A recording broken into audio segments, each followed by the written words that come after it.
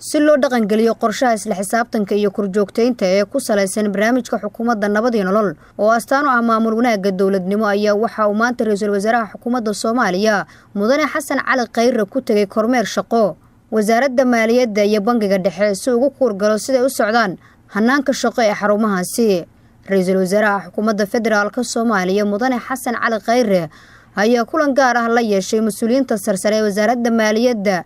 bangiga dhexe iyo xisaabiyaha guud ee qaranka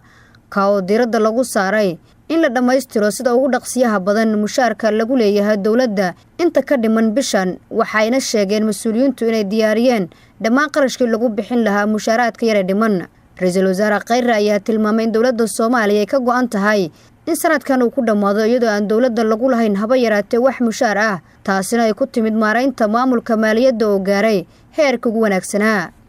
kormeerkan uu maanta ra'iisul wasaaraha xukuumadda federaalka Soomaaliya uu ku tagay wasaaradda maaliyadda iyo bangiga dhexe ayaa qayb ka ah qorshaha isla xisaabtanka iyo la dagaalanka musuqmaasuqa, taa oo suurto gelisay in dawladda Soomaaliya lagu ammaano hanaanka maamulka maaliyadda muddo dheer kadib.